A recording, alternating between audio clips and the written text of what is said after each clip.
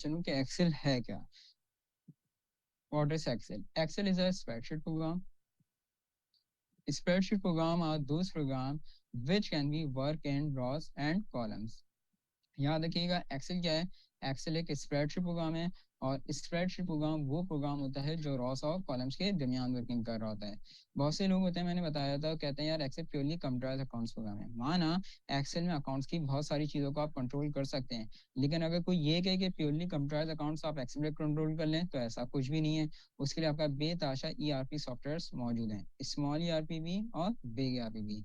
Small ERP की बात करूं तो आपके पास मार्केट भरी पड़ी है, पेशी है, कोई बुक है, मायो है, सेज है, बहुत सारे सॉफ्टवेयर हैं। और बिग आर की बात करोगे तो सैप है, ऑरेकल है, माइक्रोसॉफ्ट डायनामिक है।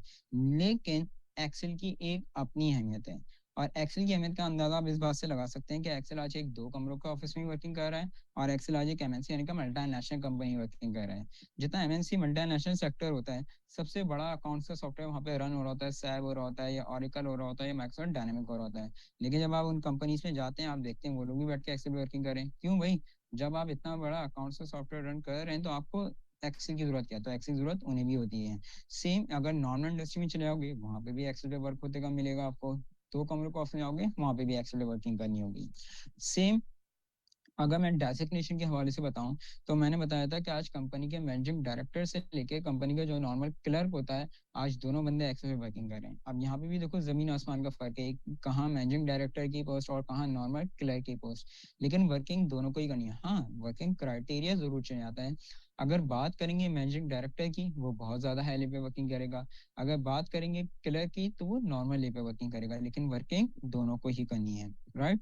इसी तरह से फील्ड के हवाले से मैं बताऊं, तो ये जरूरी नहीं है कि यार आज जो फाइनेंस है या अकाउंट से या बैंकिंग से रिलेटेड आज से वही बंदे एक्सेल वर्किंग कर रहे हैं। नहीं, एक्सेल में आज हर फील्ड में वर्किंग हो रही है।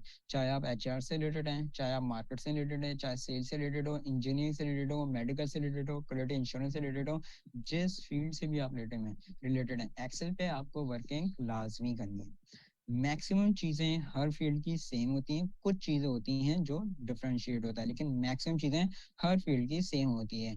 जैसे कि समराइजिंग टूल्स हो गए, सर्चिंग टूल्स हो गए, एनालाइजिंग टूल्स हो गए, इसके अलावा कंडीशंस हो गई, लुकअप्स हो गए, ये तमाम चीजें हर मेडिकल में कह लो या एचआर में कह लो, हर फील्ड में सेम होती हैं। सही है, कुछ चीज होती है जहाँ स्पेसिफिकेशन आती है, लेकिन मैक्सिमम चीजें हर फील्ड की आपको सेम मिलेंगी। और एक्सेल मैंने बताया था कि ये भी याद रखिएगा, एक बहुत बड़ा सॉफ्टवेयर है। एक्सेल का एंड नहीं हो सकता, जैसे कि समंदर होता है, समंदर का कोई एंड नहीं है, एक्सेल का भी एंड नहीं होता। इसमें हमेशा नई नई चीजें ऐड होती रहती हैं। जब से एक्सेल मार्केट में आया, मैंने कहा था बेतहाशा एक्सेल पे बुक्स लिखी जा चुकी हैं। अगर इनमें में मशहूर राइटर, जो सबसे मशहूर राइटर एक्सेल के हवाले से अगर एक नाम आता है हमारे पास, बिल जैलिन। बिल जैलिन, कभी इनकी बुक्स पढ़ने का मौका मिले तो पढ़िएगा। ये अपनी बुक्स में ही लिखते हैं कि यार मुझे पूरा एक्सेल नहीं आता, मुझे 95% एक्सेल आता है।